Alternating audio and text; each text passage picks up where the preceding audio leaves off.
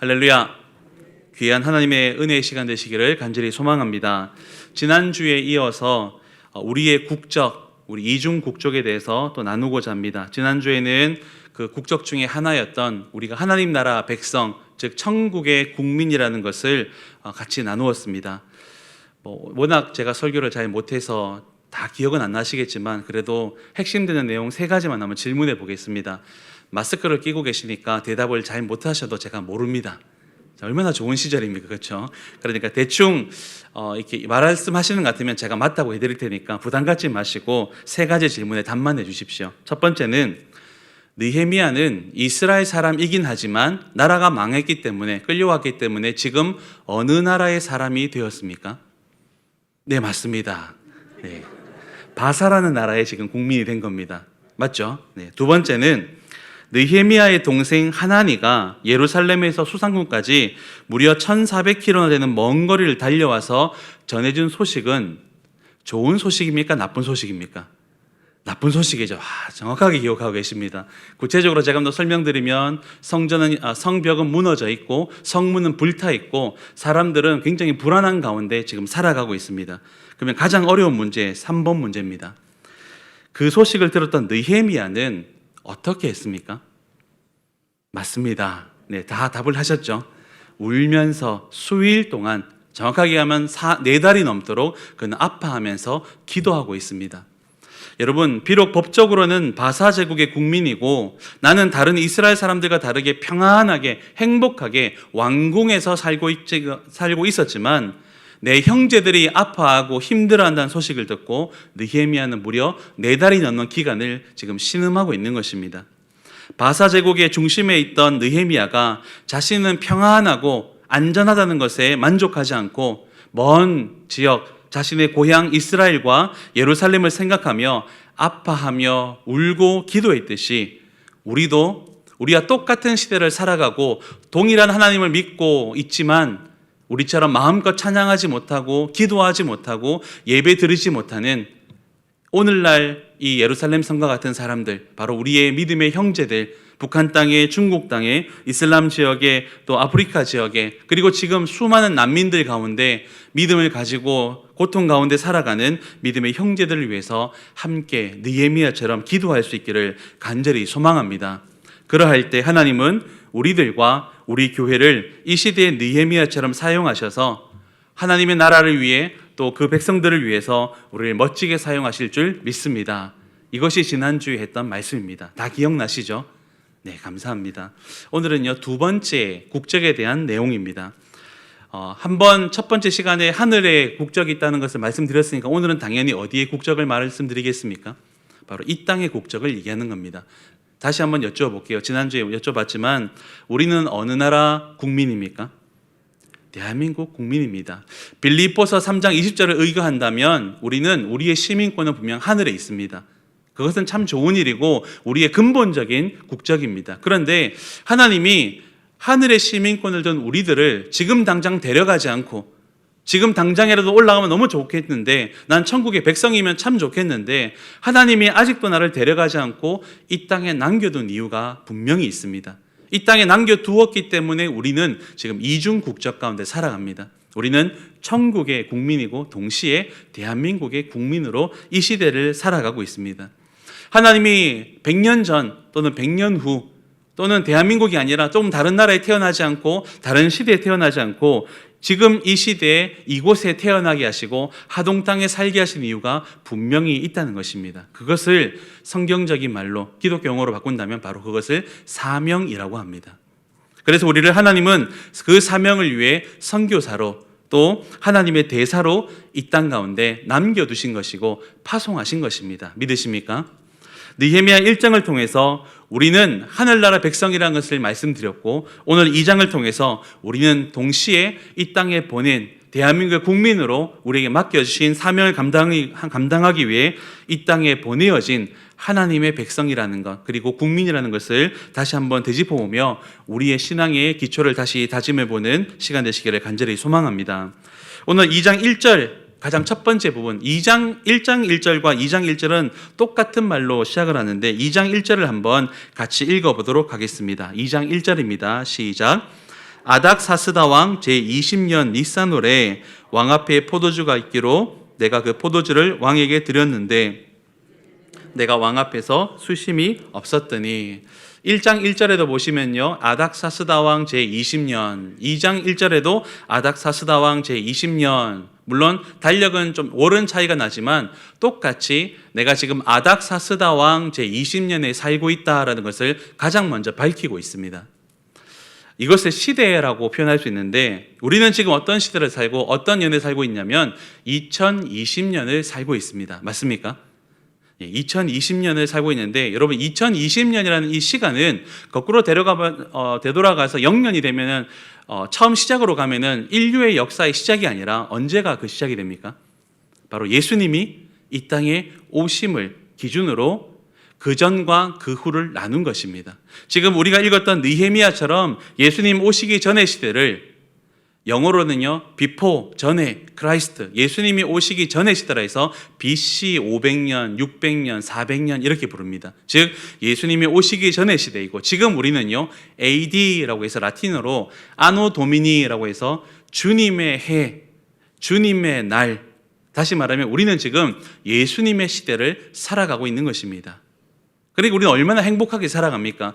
예수님 오기 전에 살아갔던 느헤미야나 다니엘이나 다윗이 우리의 신앙의 선배이고 참 좋은 모델이긴 하지만 그들은 우리처럼 예수님의 시대를 살지 못하고 예수님이 오시기 전의 시대를 살았습니다. 그리고 우리는요, 그들과 비교할 수 없이 너무나 풍족한 데 살고 있지만 더 좋은 것은 어떤 문명이나 물질이나 어떤 경제력의 풍족함보다 더 좋은 것은 우리는 예수님 오시고 난 다음에 예수님의 시대 가운데 함께 살아간다는 것입니다.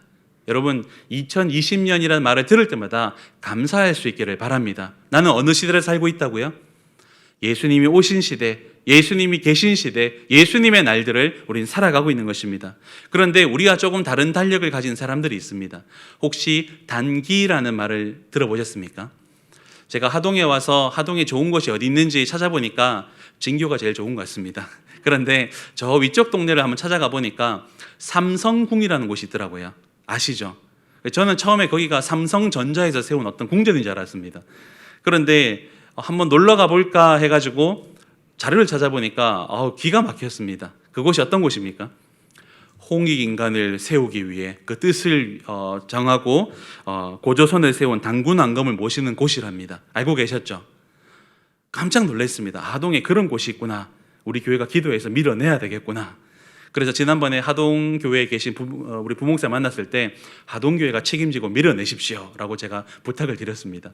될지 안 될지는 모르겠지만 그곳에 있는 사람들도 정말 당군을 어떤 신하나 어떤 그냥 우리 민족의 어떤 역사 가운데 하나로 보지 않고 당군을 정말 믿는 사람들은 올해를 당군이 나라를 건국한 것을 기점으로 단기 4353년의 기간으로 살아가고 있습니다. 우리는 어떤 기간을 산다고요? 예수님이 오신 날로부터 2020년을 사는데 그들은 고조선을 세운 당군왕검의 그 시대부터 무려 4353년을 오늘 살아가고 있는 것입니다. 비슷한 거 또 있죠. 불기라는 말 들어보셨습니까? 석가모니가 부처로 입적한 날, 즉 죽은 날을 기점으로 올해가 2564년을 산답니다. 그들에게는 부처가 곧 자신의 삶의 주인이고 모든 것의 결정권자이고 또 단기를 따지는 사람들은 당군이 정말 우리들의 조상이고 우리들의 전부라고 생각하는 사람들인 것입니다. 우리는 어떤 시대를 살아간다고 아까 말씀드렸습니까? 예수님의 시대를 살아가고 있습니다. 예수님이 오시기 전의 시대가 아니라 예수님이 오셨고 그리고 예수님이 다시 오실 것을 준비하는 그런 AD의 시대를 살아가고 2020년을 살아가고 있는 것입니다. 나의 국적만큼 중요한 것이 내가 지금 어떤 시대를 살아가고 있고 어떤 나라에 살고 있는 것을 아는 것입니다. 그것이 내가 누구인지를 따지는 정체성의 가장 기본이 되는 부분입니다. 느헤미야가 1장과 2장을 시작하면서 가장 첫 번째로 아닥사스다 왕 제20년이라고 한 것은 내가 지금 어떤 시대에 살고 있고 어떤 나라에 살고 있고 누구의 통치 아래에 살고 있는지를 적은 것이고 그것은 정말 중요한 내용이었습니다. 여러분 사무엘상하나 열왕기상하를 보면 그 시대를 어떻게 표현하냐면 다윗 왕 16년에 또는 솔로몬 왕 20년에 라고 해서 이스라엘의 역사와 이스라엘 왕들을 가지고 역사를 따지고 있습니다. 참 행복했던 시절이죠. 여러분, 일제시대를 경험했던 어르신들은 어떻습니까? 그 전에 살았던 분들은요, 조선왕조의 시간을 살았고요. 지금 우리는 대한민국의 역사를 가지고 살고 있는데, 일제시대는 그 나라를 빼앗겼기 때문에 일제의 시간을 가지고 살아갔던 것입니다. 다윗 왕의 시대와 솔로몬의 시대를 살아갔던 사람, 히스기야와 아사 왕의 시대를 살아갔던 사람들은 행복한 사람들이었습니다. 왜냐하면 내 나라가 있고 내 민족이 있고 우리의 시간을 가지고 따졌기 때문에. 하지만 포로 시대 선지자들과 그 시대에 살았던 성경 속 인물들은 이스라엘의 역사가 아니라 바벨론의 왕의 역사, 그리고 바사 제국의 왕의 역사를 가지고 살아갔습니다. 심지어 이것은 신약의 복음서에도 똑같이 적용되는데, 예수님이 오셨을 때도 어떻게 따지냐면 헤롯 왕의 통치 기간에, 헤롯 왕 몇 년에라고 해서 로마의 달력을 따르고 있습니다. 여러분, 느헤미야의 입장을 한번 생각해 보십시오. 느헤미야도 아마 마음의 소원은 나도 다윗 왕의 시대를 살고 싶었을 것입니다. 나도 솔로몬 같은 왕을 섬기고 싶었을 것입니다. 선택할 수만 있다면, 내가 시기를 선택할 수 있다면, 하나님 지금 왜 나를 태어나게 하셨습니까? 한 300년, 400년만 먼저 태어나게 하셔도 내가 정말 찬란했던 시대에 태어났을 건데, 아니면 나를 차라리 300년, 400년 뒤에 태어나게 하셨더라면 예수님을 알고 만났을 것인데, 하나님 왜 나를 이 시대에 태어나게 하신 것입니까? 내가 선택만 할 수 있다면 이 시대를 피하고 싶습니다. 그런 마음이 없었겠습니까? 하지만 느헤미야는 다윗 왕이 죽은 이후에 몇 년이 흘렀다라는지 성경을 기록하고 있지만 솔로몬의 시대, 히스기야 시대를 기록하지 않습니다. 정확하게 자신이 어떤 나라에, 어떤 시대에 누구 아래 있는지를 첫 번째로 적고 있습니다. 그것이 바로 아닥사스다 왕 제20년 기스를월 니산월이라는 표현입니다. 느헤미야가 살아가는 아닥사스다 왕의 시대에는 다윗 왕이 살았던 그 시대와는 다른 신앙적 삶과 믿음의 결단들이 필요합니다. 여러분, 코로나를 지나면서 우리가 너무 뼈저리게 느끼는 것이 무엇입니까? 아마 일제를 경험했던 어르신들은 다시 한번 그 시간을 생각했을 겁니다. 너무나 풍요롭고 행복하고 뿐만 아니라 너무나 당연하게 드릴 수 있었던 그 예배들이 막혀지고 문이 닫혀지고 함부로 드릴 수 없는 시대, 이 시대를 지나면서 정말 신앙이라는 것, 믿음이라는 것, 그리고 교회 생활한다는 것이 당연하지 않다는 것을 이번에 뼈저리게 아마 느꼈을 것입니다. 물론 느헤미야가 이 구약과 완전히 동떨어진 삶을 살지는 않았습니다. 1장에 그의 기도를 보면 모세가 하나님과 세웠던 언약을 가지고 기도합니다. 하나님, 모세랑 약속한 대로 우리를 고쳐달라고, 우리를 회복시켜달라고, 우리를 제발 붙잡아달라고 기도합니다. 하지만 모세의 시대로 돌아가게 해달라고, 또는 모세의 시대로 우리가 살게 해달라고 하지 않고요, 모세와 약속한 것을 지금 이 시대에 이루어 달라고 기도합니다. 어떤 기도 내용이냐면, 하나님, 비록 우리가 먼 데로 끌려가고 전부 다 뿔뿔이 흩어져 있다 할지라도 하나님 앞에 바로 서 있으면 다시 돌아오게 만들겠다는 바로 그 약속을 우리가 믿습니다. 하나님, 그것을 지금 이루어 주시옵소서. 다윗 왕 시대는 이런 기도를 할 필요가 없습니다. 왜요? 당연히 예배드리는 것이고 당연히 우리는 하나님의 백성이고 너무나 행복하게 살고 있었으니까요. 하지만 지금 느헤미야의 시대는 그렇지를 못했습니다. 그러니까 비록 모세 시대에 적었던 말씀이긴 하지만 이 말씀을 붙잡고 기도할 사람들은 누구냐면 지금 바벨론과 페르시아 제국에 살아갔던 이 식민지 백성들, 바로 빼앗긴 나라를 가진 이 이스라엘 사람들의 기도의 내용이었던 것입니다. 느헤미야는 다윗 왕의 영광에 취해 있지 않았습니다. 이전에 옛날에 왕년에 내가 어떻고 우리가 어떻다라는 것을 나타내지 않습니다. 그것이 지금 중요한 것이 아닙니다. 우리로 적용해 볼까요? 내가 믿음 생활한 지가 몇 년이고, 우리 아버지가 중직자고, 우리 집안이 10대, 4대, 5대, 6대, 어쩌면 10대 정도 믿는 집안이라는 거 참 좋고 행복한 일입니다. 하지만 정말 중요한 것은 무엇이냐면 지금 나는 하나님을 어떻게 믿고 있느냐라는 것입니다. 우리 아버지가 중직자고 우리 집안에 어떤 분이 정말 믿음의 한국교회 큰 어른이 계시고 내가 정말 신앙생활한 것이 50년, 60년이고 나도 우리 교회 가운데 직분을 맡고 있지만 그보다 더 중요한 것은 지금 이 순간 나는 하나님을 어떻게 믿고 있느냐라는 것입니다. 지금은 80년대, 90년대처럼 한국교회의 부흥의 시기를 사는 시대가 아닙니다. 아마 그때 살았던 분들, 저도 그때는 참 어린 나이였지만 교회 가는 것이 최고였습니다. 집에 있어봐야 재밌는 거 없었고 전부 재밌는 건 어디 다 있었습니까? 교회에 다 있었습니다. 70년대처럼 북만 치고 돌아다녀도 애들이 교회로 몰리는 시대는 지금 아닙니다. 지금은요, 교회가 어쩌면 문화적으로는 비교하기는 좀 애매하긴 하지만 세상의 문화와 비교해 보면 아이들의 관심은 교회보다는 세상이 더 좋고요. 어쩌면 어른들이라 할지라도 신앙생활을 40년, 50년 한 우리 이 자리에 계신 어르신들도 죄송하지만 성경 말씀 보는 것보다 기가 막히게 잘 맞는 드라마 보는 게 더 재미있는 시대를 살아가고 있습니다. 그렇지 않습니까? 일제강점기만큼은 아니지만 교회에 대해서 곱지 않은 시선과 직간접적으로 압박을 주는 우리는 지금 코로나 시대를 살아가고 있습니다. 오늘 말씀을 조금 빗대어서 표현한다면 우리는 지금 아닥사스다 왕 제20년이 아니라 코로나 제1년 5월을 지금 지나가고 있는 것입니다.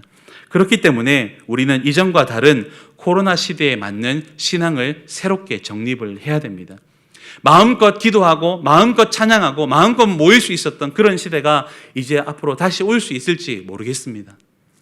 어쩌면 코로나는 시작일지 모릅니다. 계시록이 묘사하는 대로 간다면 마지막 때가 된 이 시대에는 앞으로 더 많은 전염병들과 더 많은 전쟁과 더 많은 내전과 더 많은 기근과 재앙들이 우리에게 닥쳐질 것입니다. 우리는 그 믿음이 있다는 거 하나 때문에 얼마나 많은 시련과 고통 가운데 살아가야 될지 모릅니다. 그렇기 때문에 어쩌면 하나님은요, 이번 코로나를 통해서 우리에게 예방주사를 주고 있는 것입니다. 당연하지 않다는 것, 그리고 이것이 얼마나 귀한지 다시 한번 깨달으라는 것, 그리고 이것이 빼앗기게 되었을 때, 다시 모일 수 없게 되었을 때 우리가 어떻게 해야 되는지를 우리에게 먼저 가르쳐 주신 것입니다. 그래서 이 시간들은요, 고통의 시간이긴 하지만 어쩌면 앞으로 우리가 겪게 될 일들을 생각하면 먼저 예방주사를 맞고 먼저 경험해 보아서 준비하는 시간으로 하나님이 주신 것입니다. 그렇기 때문에 이 시간들을 통해서 우리의 신앙을 다시금 점검해야 됩니다. 여러분, 신앙은요, 천국에서 하는 거 아닙니다. 천국 가서 여러분 말씀 보시겠습니까? 말씀 보실 필요 없습니다. 왜요? 말씀의 본체이신 예수님이 함께 계십니다. 할렐루야. 천국에서 찬양하시겠습니까?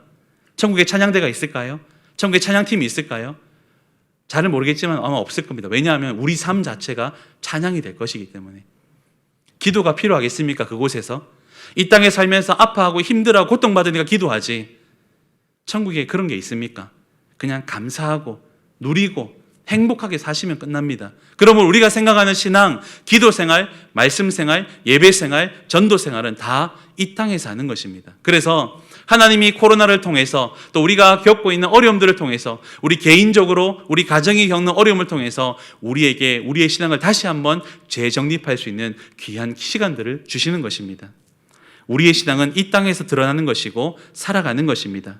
과거의 진교교의 역사가 아닌 지금 우리의 삶으로 진교교의 역사를 새롭게 그리고 다시 써내려가야 됩니다. 이전의 역사가 우리에게 중요한 교훈을 주고 지침을 주고 있지만 지금 우리가 어느 시대 어떤 상황 가운데 사는지를 보고 이 나라와 민족을 위해 이 시대 교회를 위해서 우리가 무엇을 해야 되는지를 다시 되짚어보고 우린 찾아내고 그것을 위해서 움직이는 사람들, 또 움직이는 우리 교회가 되어야 될 줄 믿습니다. 그것을 정확하게 알고 있던, 내가 아닥사스다 왕 제20년 바로 이 바사 제국에서 끌려온 민족의 한 사람으로 살아가는 나라는 것을 바로 인식했던 느헤미야가 하나님께 쓰임받았던 것처럼 대한민국에서, 특별히 하동에서 2020년 5월을 지내고 있는 우리들이 코로나와 경제적인 어려움들과 이 재난과 같은 상황들을 지나고 있는 이 시점에서 어떻게 하는지가 바로 우리의 신앙의 점수가 되고 앞으로 살아갈 날들의 신앙의 기준이 된다는 것을 여러분 기억하시기를 바랍니다. 그리고 바로 이 시대에 우리의 신앙을 점검받고 다시 하나님께 확답받을 때 우리는 아닥사스다 왕 시대에 쓰임받았던 느헤미야처럼 코로나 시대에 쓰임받는 진교교회의 아름다운 성도들이 될 줄 믿습니다. 이 사실을 기억하시고 내가 이 땅에 남은 이유, 내가 이 땅에 보냄받은 이유, 내가 지금 또 이 땅에 숨쉬고 살아가는 이유가 무엇인지 다시 한번 점검하고 그 신앙의 기준으로 살아가는 우리 모두가 될 수 있기를 간절히 소망합니다. 이어서 한 가지만 더 보고 싶은 게 있는데 그게 뭐냐면 바로 느헤미야의 직업입니다. 여러분 오늘 말씀 1절에 보시면 아닥사스다 왕 제20년 니산월에 그 다음 무슨 말씀이 있냐면 왕 앞에 포도주가 있기로 내가 그 포도주를 왕에게 드렸습니다. 우리 이걸 가지고 생각할 수 있는 거. 그리고 1장 11절에 보시면 그때 내가 왕의 술관원이 되었다 해서 지금 느헤미야의 직업이 무엇이라는 겁니까? 여러분 잘 아시죠? 아마 성경 공부 해보신 분들 또 성경 필사나 성경 이렇게 개간을 해보신 분들은 느헤미야의 직업을 잘 아실 겁니다. 술 맡은 관원이었습니다. 쉽게 말해서 왕에게 술을 따라주는 직업을 가지고 있었습니다. 비록 이 직업의 어감이 별로 좋지는 않습니다. 요즘 말하면 뭡니까? 술집 웨이터죠. 하지만 이것이 일반적인 서빙하는 웨이터가 아니라는 겁니다. 누구에게 술을 따릅니까? 왕에게 술을 따르고 있습니다. 왕이기 때문에 귀한 것이 아니라 왕의 술 관원은 그냥 단순하게 술집에서 일하는 사람이 아니라 왕 옆에서 술을 따라주면서 왕의 마음을 헤아리고 왕의 근심을, 고민을 같이 나누고 심지어는 왕이 가장 중요하고 필요할 때 옆에 있어주는 사람, 오늘날로 말하면 대통령의 비서실장과 같은 역할을 하는 사람이 바로 느헤미야였습니다. 당시 왕을 죽일 수 있는 가장 확실한 방법은 음식이나 술에 독을 타는 것이었기 때문에 떡 맡은 사람과 술 맡은 사람은 왕이 가장 믿을 수 있는 사람, 가장 믿음직스러운 신뢰할 만한 사람을 거기 두었습니다. 왜냐하면 내 생명을 믿고 맡겨야 되기 때문입니다. 여러분, 구약 성경에 요셉이 감옥에 있을 때 두 사람이 내려왔죠. 술 맡은 관원과 떡 맡은 관원이 내려왔습니다. 왜 내려왔을까요? 성경에는 안 나타납니다. 그냥 내려왔습니다. 하지만 충분히 유추할 수 있는 것은 그 당시에 왕을 죽이려는 역모가 있었고 그 시의 음모가 있었던 것입니다. 그리고 그것이 밝혀졌기 때문에 일단은 두 사람을 집어넣었습니다. 요즘으로 말하면 구속수사가 된 거죠. 일단 집어넣었습니다. 그래 놓고 3일 동안 조사해 보니까 범인이 누굽니까? 떡 맡은 관원입니다. 쉽게 말해서 음식에 독을 타려고 했던 겁니다. 그래서 술 맡은 관원은 복직이 되고 떡 맡은 관원은 거기서 죽게 됩니다. 이것을 본다면 지금 이 느헤미야가 그냥 단순하게 왕에게 술만 따라주는 그런 역할을 하는 술시중이 아니라 정말 중요한 역할을 감당하고 믿음직한 사람이었다는 것을 우리는 알 수 있습니다. 여러분, 대통령 비서실장 아무나 할까요? 공부 잘하면 할 수 있습니까? 몸 튼튼하면 할 수 있습니까? 뭘 잘 먹으면 할 수 있을까요? 저처럼 머리 크면 할 수 있습니까? 그것도 아닙니다. 조건은 딱 한 가지입니다. 물론 기본적인 조건은 돼야 되지만 그 조건보다 더 중요한 건 뭐냐면 내가 믿을 수 있는 사람입니다. 나뿐만 아니라 내 주변의 모든 사람들이 저 사람이라면 괜찮습니다라고 추천할 수 있는 사람입니다. 그래서 대통령 비서실장은 그 어떤 장관보다 그 대통령 옆에서 중요한 일을 감당하고 지금 이 왕 옆에 있는 술 맡은 관원 느헤미야도 마찬가지였습니다. 여러분이 만약 대통령이라면 혹은 여러분이 왕이라면 어떤 사람을 여러분 옆에 두시겠습니까? 내 남편을 두겠습니까? 내 아내를 두겠습니까?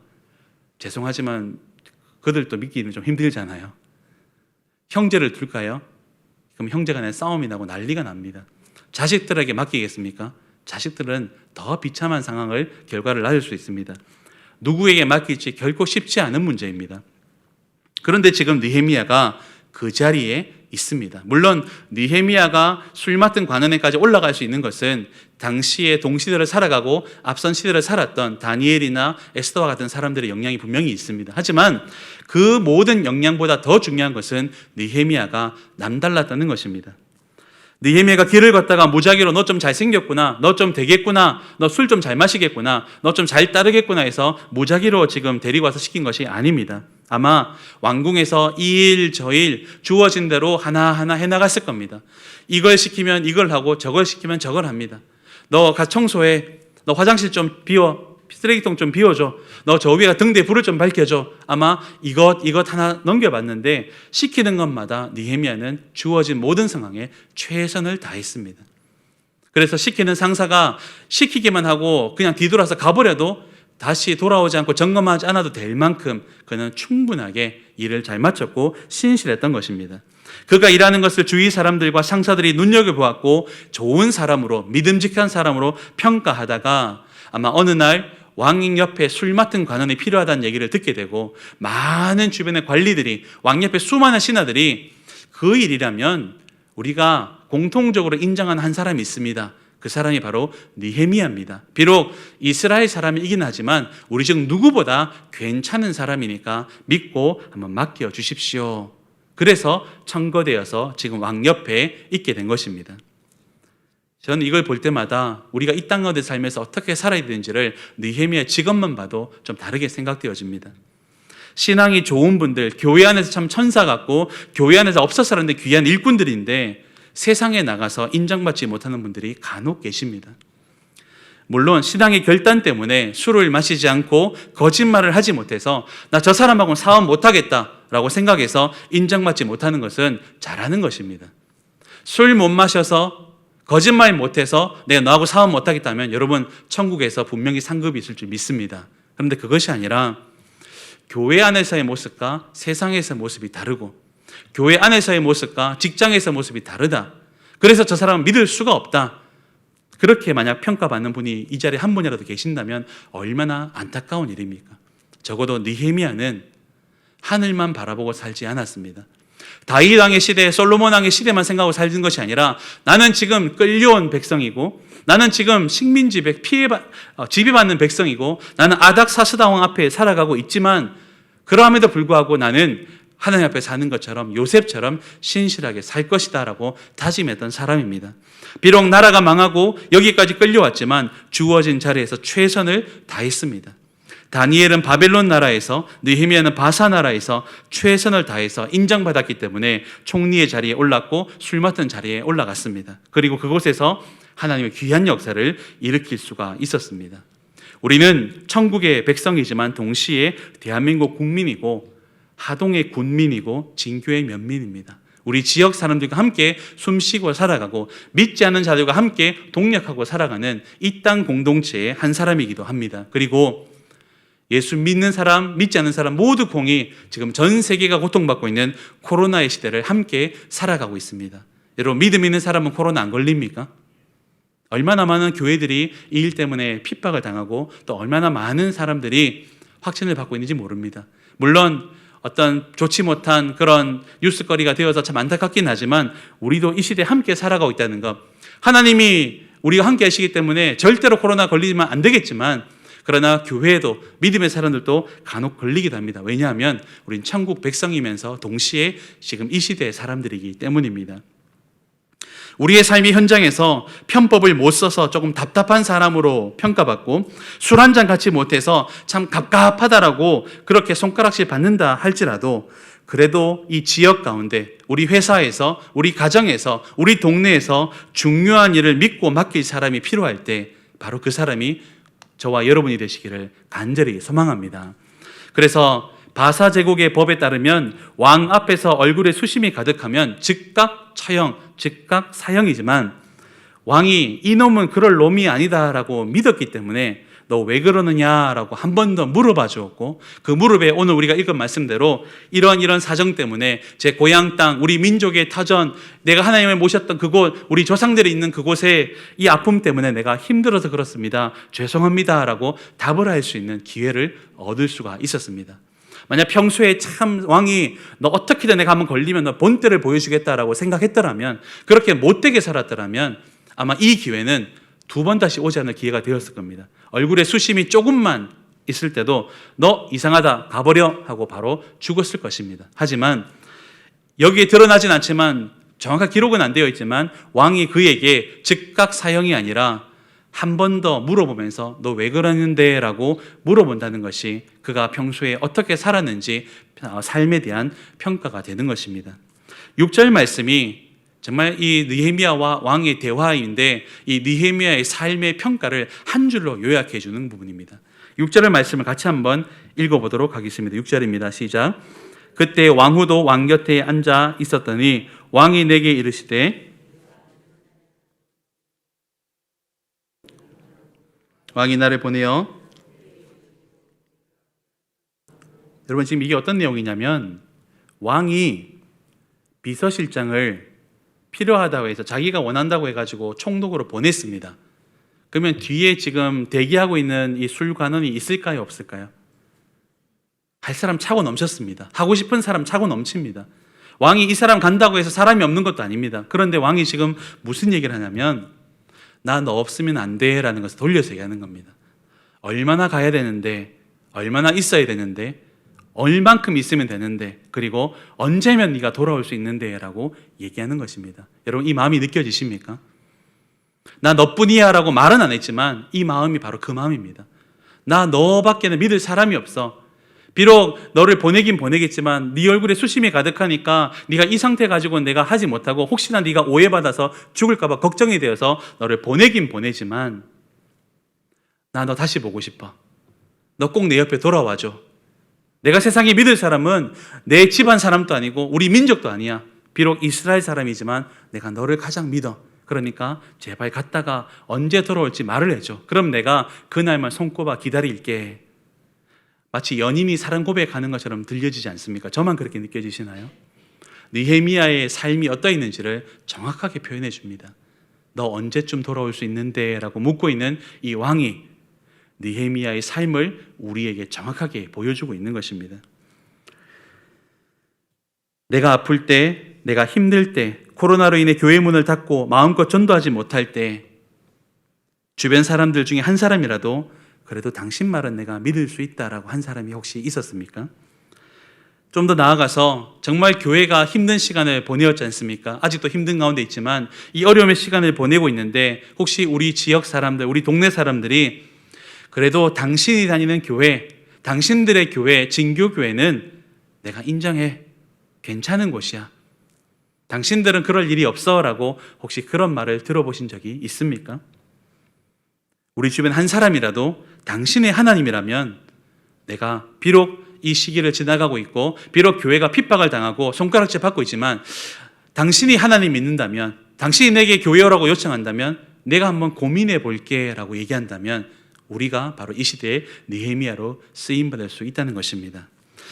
사랑하는 성도 여러분, 하나님 나라와 진교교회에서만 필요한 사람이 되지 마시기를 소망합니다.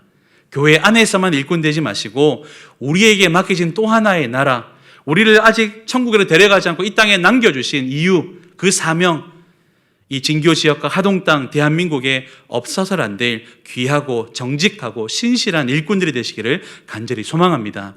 내가 농사를 짓건 사업을 하건 직장을 다니건 가정에서 주부로 살건 학교를 다니는 학생이건 내 주어진 자리에서 내가 소속된 그 공동체와 그 마을 안에서 없어서는 안 될 사람, 그래서 자리를 비워야 할 때는 동네 사람들이, 직장 상사들이 언제쯤 돌아올 수 있는데 라고 한 번이라도 물어볼 수 있는 사람, 그런 느헤미야 같은 사람이 우리가 되기를 소망합니다. 그것이 복음의 통로가 되고 하나님 나라 확장에 귀하게 쓰임받는 사명자의 삶이 될 줄 믿습니다. 그리고 그것이 바로 우리를 하나님 나라에 데려가지 않고 지금 이 시간에도 우리 이 땅에 숨쉬게 하고 대한민국 국민으로 살게 만들고 하동의 사람으로 살게 만드는 이유인 줄 믿습니다.